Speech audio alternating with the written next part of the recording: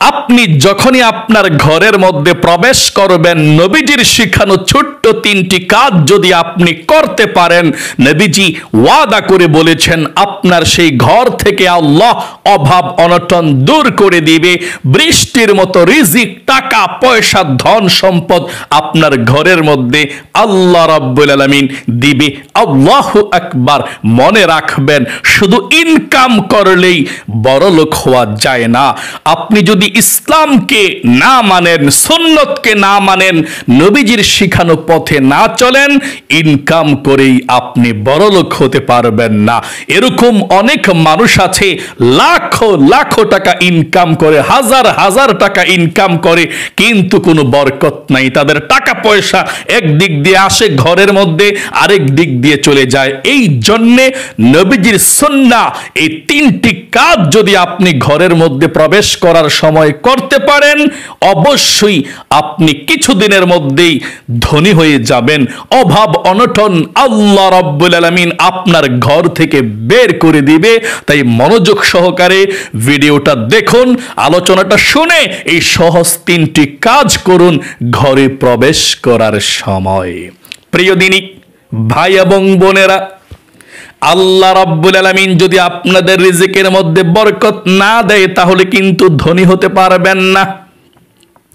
অনেক মানুষ আছে বলে থাকে, হুজুর লাখো লাখো টাকা ইনকাম করে কিন্তু বরকত পাই না, কোন দিক দিয়ে যেন টাকা পয়সাগুলো চলে যায় বলতে পারবো না। এমন কোনো আমল আছে কিনা যাতে ধনী হতে পারি? নিজের কারণেই কিন্তু আমি গরিব হয়ে আছি। আমার আল্লাহ রাব্বুল আলামিনের কোনো দোষ নাই। আল্লাহ বলেন, যাহারাল ফাসাদু ফিল বাররি ওয়াল বাহরি বিমা কাসাবাত আইদিন নাসি লিয়ুযীকাহুম বা'দাল্লাযী আমিলু লা'আল্লাহুম ইয়ারজিউন।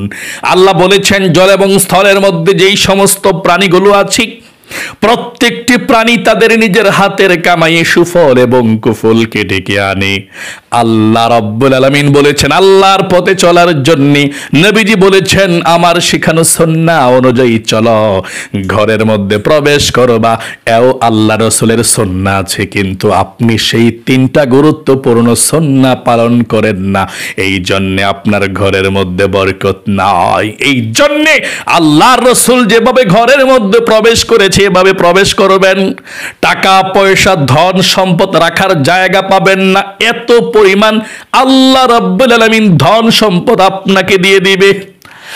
1 নম্বরে, আপনি যখন ঘরের মধ্যে প্রবেশ করবেন, নবী করিম সাল্লাল্লাহু আলাইহি ওয়াসাল্লাম বলেছেন, প্রথমে আপনি বিসমিল্লাহ পড়ে ঘরের দরজা খুলবেন এবং ঘরে প্রবেশ করার সময় সালাম দিয়ে প্রবেশ করবেন। আল্লাহু আকবার। নবীজি বলেছেন, যে ব্যক্তি ঘরে প্রবেশ করার সময় আল্লাহর নাম নিয়ে প্রবেশ করবে, শয়তান তখন বলতে থাকে এই ঘরের মধ্যে আর রাত্রি যাপন করা যাবে না, থাকা যাবে না। এই ঘরের মধ্যে আল্লাহর বান্দা, আল্লাহর বান্দি আল্লাহর নাম নিয়ে প্রবেশ করেছে।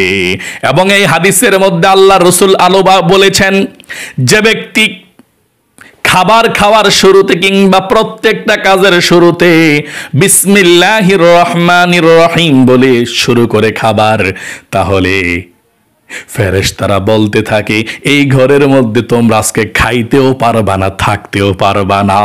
যে ব্যক্তি ঘরে প্রবেশ করার সময় বিসমিল্লাহ আল্লাহর নাম না নিয়ে প্রবেশ করবে, তার সঙ্গে শয়তান ঘরের মধ্যে প্রবেশ করে।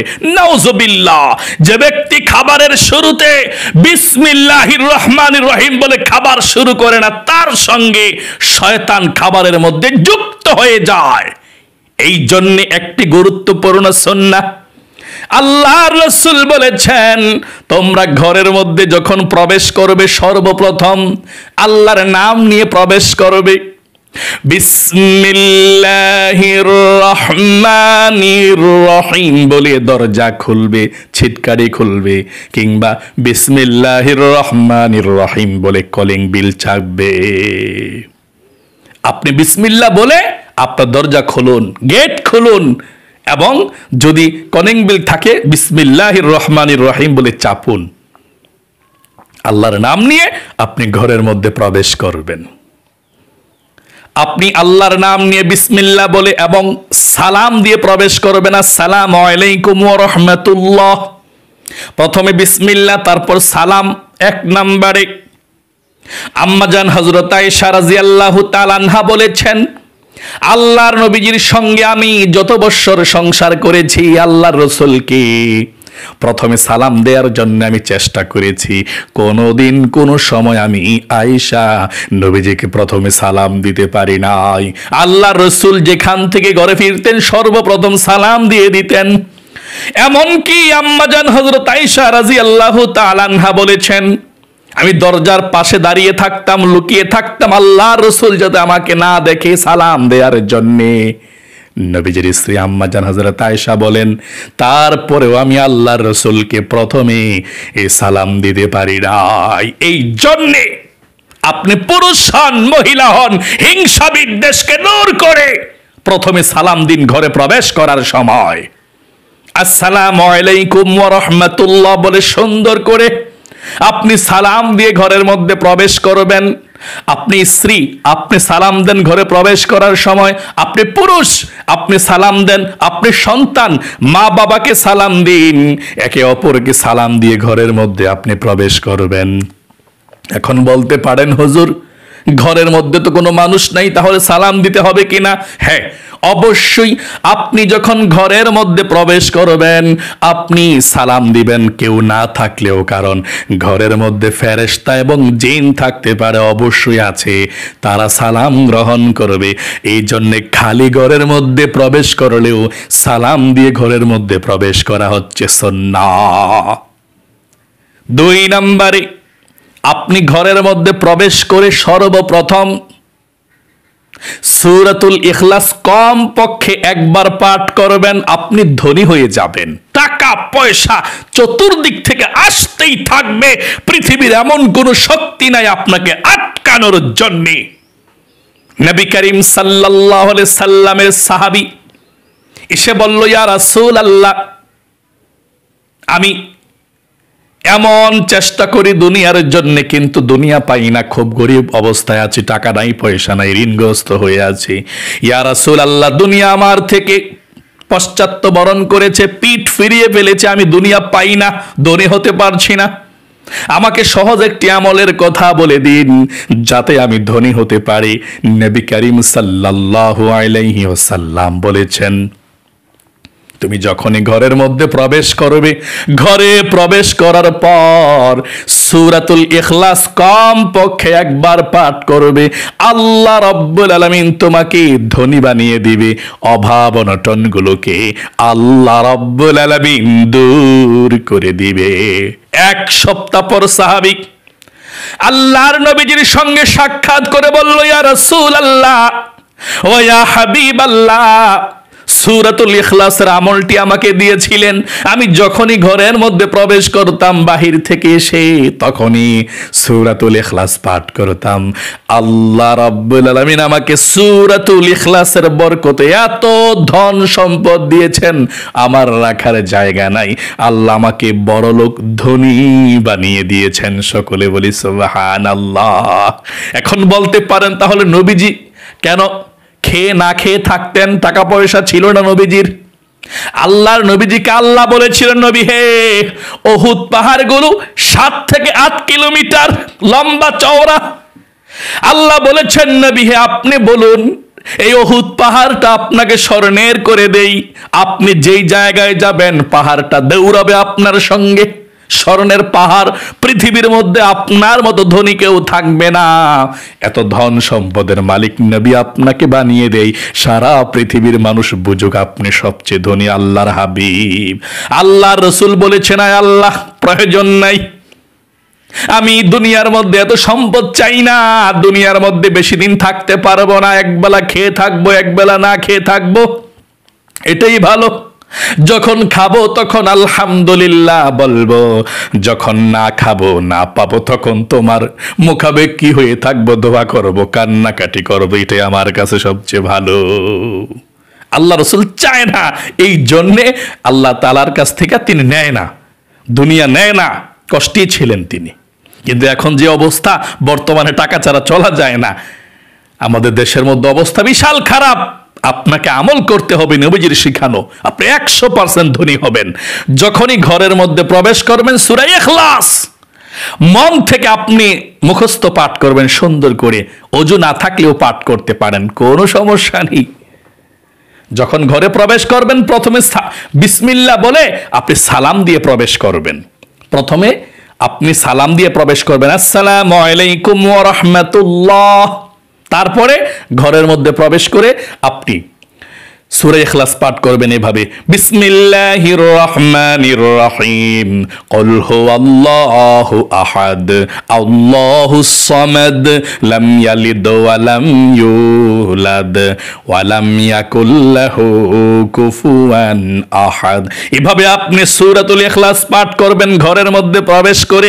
এখন বলতে পারেন হুজুর বসে পাঠ করতে হবে নাকি দাঁড়িয়ে পাঠ করলে হবে? উত্তর হলো আপনি বসেও পাঠ করতে পারেন, দাঁড়িয়েও পাঠ করতে পারেন, কাজের ফাঁকে ফাঁকেও পাঠ করতে পারেন, কোনো সমস্যা নেই। একবার কম পক্ষে সূরাতুল ইখলাস পাঠ করবেন। এই সূরাতুল ইখলাসের মধ্যে আল্লাহ রাব্বুল আলামিনের পরিচয়টা সবচেয়ে সুন্দরভাবে আল্লাহ তাআলা তুলে ধরেছেন। সূরাতুল ইখলাস একবার পড়লে 10 সিপারা কোরআন শরীফ পড়লে যেমন সওয়াব তেমন সওয়াব হয়। 3 বার পড়লে 1 খতম কোরআন শরীফের সওয়াব হয়। 10 বার পড়লে জান্নাতের মধ্যে একটি প্রাসাদ, একটি বিল্ডিং আল্লাহ তৈরি করে দেয়। সকলে বলি সুবহানাল্লাহ।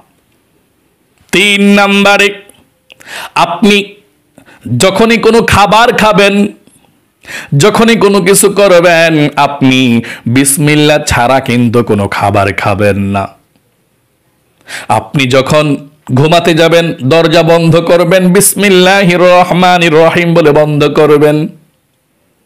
আপনি যখন কোনো খাবার খাবেন, ভাত খাবেন, পানি খাবেন, নাস্তা খাবেন, ফল খাবেন, চা খাবেন, আপনি শুধু প্রথমে বিসমিল্লাহির রহমানির রহিম বলে আপনি খাবার শুরু করবেন। বিসমিল্লাহ ছাড়া কোনো খাবার খাবেন না। প্রথমের হাদিসটা আপনাদেরকে বলেছি, নবীজি বলেছেন যে ব্যক্তি ঘরে প্রবেশ করার সময় বিসমিল্লাহ আল্লাহর নাম বলে প্রবেশ করে, বিসমিল্লাহ বলে প্রবেশ করে এবং প্রত্যেকটা খাবারের শুরুতে বিসমিল্লাহ বলে খাবার খায়, শয়তান তখন বলতে থাকে, শয়তানের লিডার তখন বলতে থাকে, হায় রে এই ঘরের মধ্যে আজকে বসবাস করতে থাকতে পারবো না, এবং খাবারের শুরুতে বিসমিল্লাহ বলেছে, এই ঘরের মধ্যে খাবারও খাইতে পারবো না, রাত্রি যাপন করা যাবে না, খাবারও খাওয়া যাবে না, অর্থাৎ চলে যা, এই ঘরের মধ্যে আজকে থাকতেই পারবে না। শয়তান বাসা বাঁধতে পারে না। তাই সাবধান, বিসমিল্লাহ ছাড়া আপনার ঘরের মধ্যে আপনি, আপনার সন্তানরা কোনো খাবার খাবেন না। যদি খাবার খান তাহলে আপনি যদি খাবারের দোয়াটা পারেন বিসমিল্লাহি ওয়া আলা বারাকাতিল্লাহ পড়বেন, যদি নাও পারেন এই দোয়াটা পড়বেন বিসমিল্লাহির রহমানির রহিম, এতটুকু পাঠ করলেও হয়ে যাবে ইনশাআল্লাহ। এবং যখনই খাবার খাবেন শুকরিয়া আদায় করবেন। তাহলে আশা করি বুঝতে পেরেছেন, আপনি যখন ঘরে প্রবেশ করবেন নবী করিম সাল্লাল্লাহু আলাইহি ওয়াসাল্লামের গুরুত্বপূর্ণ 3টা সুন্নাহ, আপনি যখন ঘরে প্রবেশ করবেন এই সুন্নাহগুলো যদি আপনি 3টি সুন্নাহ যদি পালন করতে পারেন, আপনার ঘর থেকে আল্লাহ অভাব অনটনগুলো বের করে দিবে। রিজিক, ধন সম্পদ, টাকা পয়সা দিয়ে আপনার ঘরের মধ্যে আল্লাহ ভরপুর করে দিবে। সকলে বলি সুবহানাল্লাহ। 1 নম্বরে আবারও বলছি, আপনি যখন ঘরের মধ্যে প্রবেশ করবেন বিসমিল্লাহির রহমানির রহিম বলে কলিং বিল চাপ দিবেন, অথবা গেট খুলবেন, অথবা দরজা খুলবেন। প্রথমে বিসমিল্লাহ বলে সালাম দিবেন 1 নম্বরে, বিসমিল্লাহির রহমানির রহিম বলে দরজা খুলবেন অথবা কলিং বিল চাপবেন, তারপরে সালাম দিয়ে ঘরের মধ্যে প্রবেশ করবেন, আসসালামু আলাইকুম ওয়া রাহমাতুল্লাহ। ঘরের মধ্যে যারাই থাকবে তাদেরকে সালাম দিবেন, কেউ না থাকলেও আপনি সালাম দিয়ে প্রবেশ করবেন। এবং এখানে আরেকটি সুন্নাহ আছে, ও পুরুষরা আপনারা লজ্জা পান কেন স্ত্রীকে সালাম দেওয়ার জন্য? আপনাদের ঘরের মধ্যে শান্তি এই জন্য আসে না। আম্মা জান হযরত আয়েশা রাদিয়াল্লাহু তাআলা আনহা বলেছেন, আল্লাহর রাসূল বাহির থেকে ঘরের মধ্যে আসলে আল্লাহর রাসূল সর্বপ্রথম আমাকে সালাম দিতেন, দ্বিতীয়ত আল্লাহর রাসূল আমাকে জড়িয়ে ধরতেন, তৃতীয়ত জিজ্ঞেস করতেন, আয়েশা কি অবস্থা, কেমন আছো, কোনো সমস্যা আছে কিনা তোমার, কোনো মনটা কেমন, তোমার শরীরটা ভালো তো, মনটা ভালো তো, সুন্দর করে জিজ্ঞেস করতেন।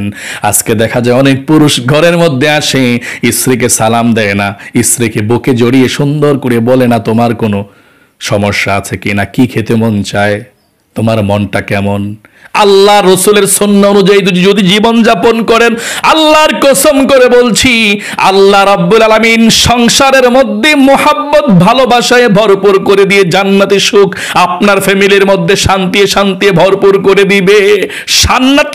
জান্নাতি সুখ পাবেন, বেহেশতের সুখ পাবেন, আপনারা শরম পাবেন না স্ত্রীকে সালাম দেওয়ার জন্য, যে সালাম দিতে পারেন আগে।